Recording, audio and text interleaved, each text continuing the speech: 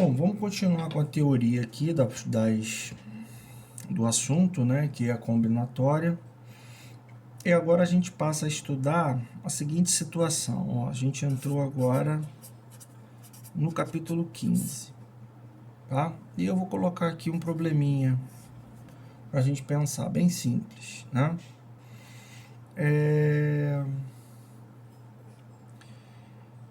Criar senha com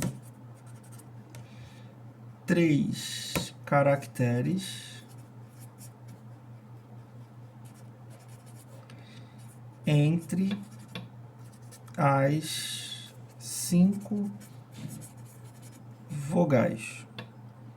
Então eu vou criar senha de 3 caracteres com as 5 vogais. Então eu chego aqui a observação, né? Sem repetição. Legal? Então eu chego aqui, ó. Tenho quantas vogais para pôr aqui? 5. Para cada uma dessas 5 aqui, sobram quantas para cá? 4. Para cada uma dessas 5 colocadas aqui, eu posso botar 4 aqui, e agora aqui quantas? 3. Né? Porque ficaram 2 para cá, eu não posso usar. Então, pelo princípio multiplicativo, 4 vezes 5, 20 vezes 3, então eu tenho 60 senhas, usando 3 vogais entre as 5 vogais sem repetição. Você observar, o que a gente fez aqui é uma permutação. Só que a gente permutou as 5 vogais apenas em 3 espaços, certo? E é óbvio que aqui, para nós, a ordem em que eu coloco as vogais importa na criação dessa senha, né? Se eu trocar uma vogal de lugar aqui, eu estou criando uma nova senha. Então, que tipo de trabalho é esse? É uma arrumação onde a ordem é extremamente importante para a gente, porque a troca de posição gera uma nova situação, certo? E você tem mais caracteres disponíveis do que espaços para colocá-los, tá? Então, esses são os nossos problemas, esses são os nossos problemas do momento. Eu poderia resolver isso aqui de uma outra maneira. Ó. 5 vezes 4 vezes 3, eu poderia fazer 5 fatorial.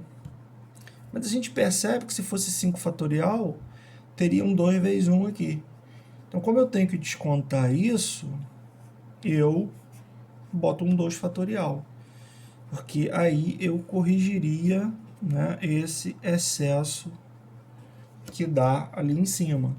5 vezes 4 vezes 3, porque 5 possibilidades para cá, 4 para cá, 3 para cá. Mas se eu for colocar isso em função do fatorial de 5, né, eu tenho que descontar aqui 2 fatorial. Mas que 2 fatorial é esse aqui? É, na verdade, essa diferença entre o que eu tenho à disposição e os caracteres que eu tenho que organizar. Eu tenho à disposição 5. E eu tenho que colocar em 3 espaços, né? Então, sobrariam 2 espaços. Então, são esses 2 espaços aqui, nesse caso, que eu estou simplificando, certo? Então, isso aqui seria, na verdade, 5 fatorial, porque eu tenho 5 à disposição, porém apenas em 3 espaços, certo? Então, quantos espaços sobram? 2, né? Que seria 5 menos 3 fatorial, tá? Isso também vai dar o nosso 60. Isso a gente conhece como o arranjo de 5 tomados 3 a 3, ou, de maneira geral, o arranjo de M elementos tomados N a N. Então, o que seria isso aqui? Seria a Mn, que a gente diz que é M fatorial, dividido por M menos N fatorial. Tá legal? Então, isso é o arranjo de M elementos tomados N a N, o arranjo. A gente costuma lembrar bastante que são arrumações, né, com a ordem sendo extremamente importante e eu tendo mais coisas à disposição do que espaço para colocá-las, né? Então, são toques, né? São dicas que a gente dá para o trabalho com o arranjo, tá? Vamos seguir agora, então, para outra parte do nosso conteúdo, que seria a combinação, né? Como é que a gente vai trabalhar a combinação? A combinação, a gente vai trabalhar em conjuntos, né? Em arrumações, onde a ordem não é importante. Por isso é que eu disse conjuntos. Então, por exemplo, se eu pensar no seguinte, ó, eu tenho de quantas maneiras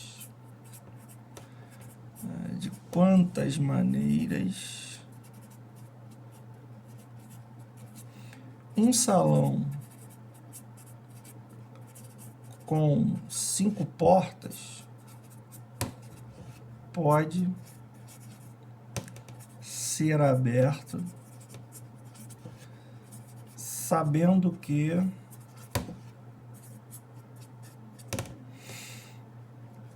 o salão estará aberto quando pelo menos uma porta estiver aberta. Então agora eu estou pensando no seguinte: eu tenho um salão com 5 portas à disposição. Porta 1, 2, 3, 4 e porta 5. Então, se eu pegar e deixar a porta 1 aberta, o salão está aberto. Se eu deixar a porta 4 aberta, o salão está aberto. Tá certo? Se eu deixar a porta 2, o salão está aberto. Se eu deixar a porta 4 e 5, ok? O salão também está aberto, certo? Mas vamos pensar o seguinte, vamos imaginar que eu queira uma porta aberta, certo? Queira uma porta aberta. Querendo uma única porta aberta, eu tenho 5 possibilidades, ó. Legal? Tenho 5 possibilidades. Posso deixar a porta 1, a porta 2, a porta 3, tá? Agora vamos pensar mais especificamente. Quero 3 portas abertas. Como é que eu faria isso? Quero 3 portas abertas. Eu poderia pensar aqui. Quero 3 portas. Tá aqui. Quantas portas eu posso colocar aqui? 5. Quantas portas eu posso colocar aqui? 4. Quantas portas eu posso colocar aqui? 3. Legal?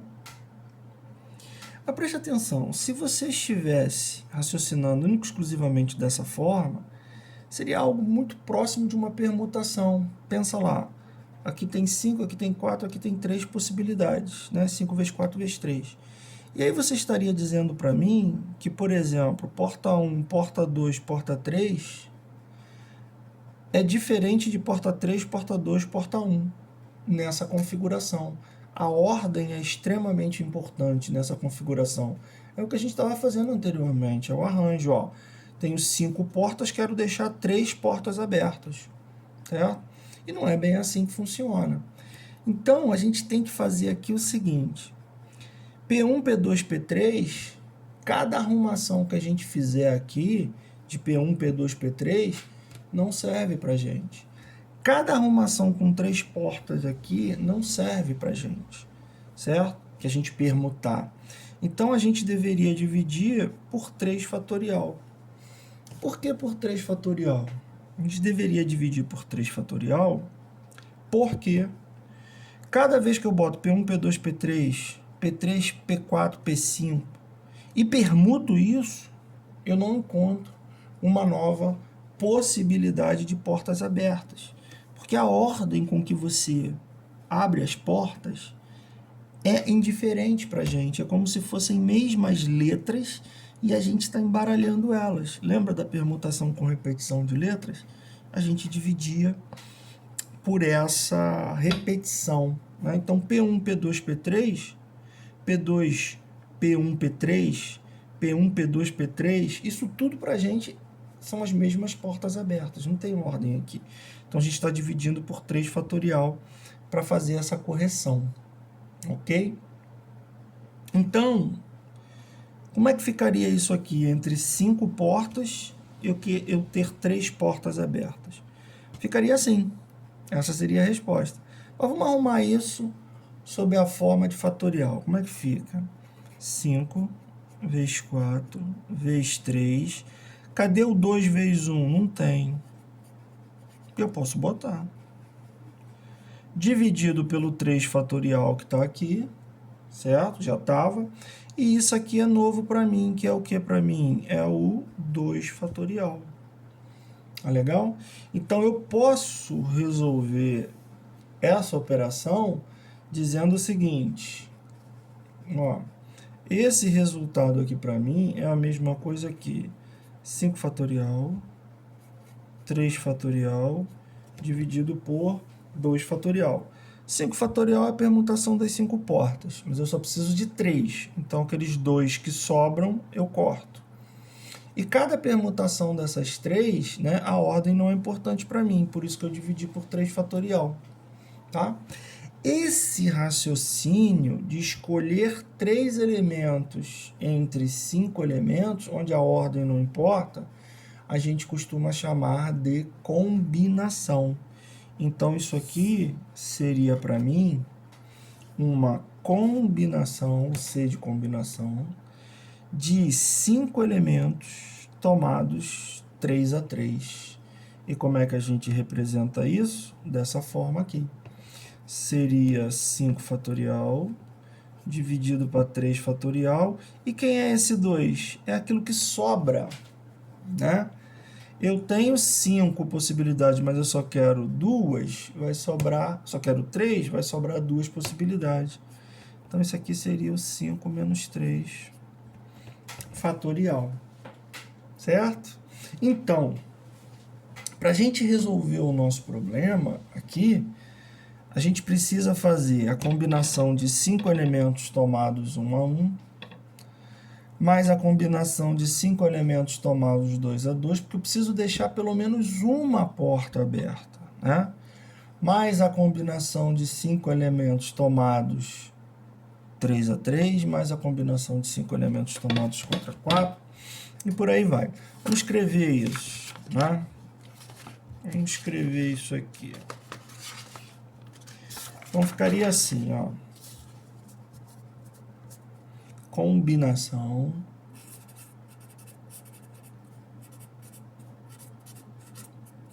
de M elementos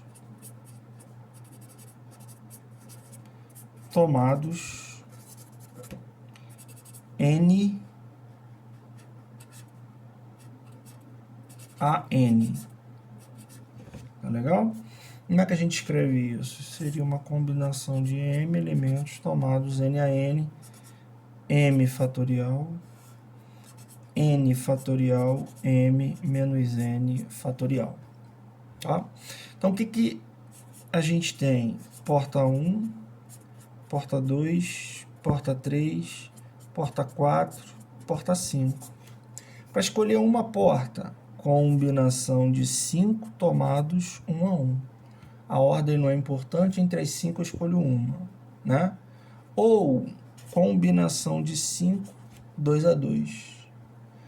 Ou combinação de 5, 3-3, para escolher 3 portas. Combinação do 5, 4-4, certo? Ou deixar as 5 portas, que seria uma combinação de 5, 5-5. E depois somar isso, né? Eu tenho que deixar pelo menos uma porta aberta. Isso aqui deixa 1, 2, 3, 4 ou 5 portas abertas. E aí, aplico essa definição de combinação e resolvo o problema. Porém, né, a análise combinatória ela é muito rica. E muitas vezes, né, um probleminha me leva a mais de uma solução, porque uma coisa está ligada à outra. Então, lembra daquele conjuntinho de pontos lá que eu tinha, que eu falei que podia, né, identificar aquele probleminha lá dos caracteres, né, da letra do alfabeto Braille, né? 1, 2, 3, 4, 5, 6. Aí eu poderia pegar o 1 com 2, o 3 com 4, né? O 1 com 2, com 3, com 4, ou o 1 com 2, com 3, com 5, né? Eu vou fazer exatamente a mesma coisa aqui, certo?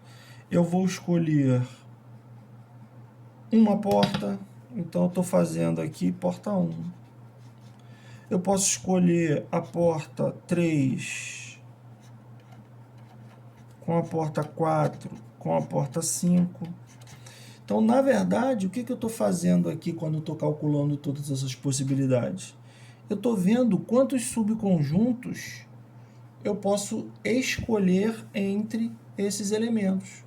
Então, eu posso escolher com 1, posso escolher com 2, posso escolher com 3, com 4... Então, é isso que eu estou vendo. Quantos subconjuntos eu consigo escolher a partir desse conjunto de 5 caracteres. E aí eu sei, né, que o número de subconjuntos de um conjunto é dado por 2 elevado ao número de elementos. Então, 2 à quinta, 32. Mas 32 é incluindo o vazio. Ou seja, não seria escolhida porta nenhuma, e isso eu preciso fazer, preciso escolher pelo menos uma porta. Então, eu tiro 1, que seria o conjunto vazio, e isso se resume a 31 possibilidades de escolher pelo menos uma porta para manter o salão aberto, um salão que tem 5 portas, pelo menos uma porta aberta satisfaz a nossa condição. Tá ok? Como exercício, né, depois você resolve essas combinações através dessa formulazinha e soma o resultado que você vai ver que vai bater com esse raciocínio dos subconjuntos. Beleza? Grande abraço, vou sinalizar aqui os exercícios para você tentar. Abraço.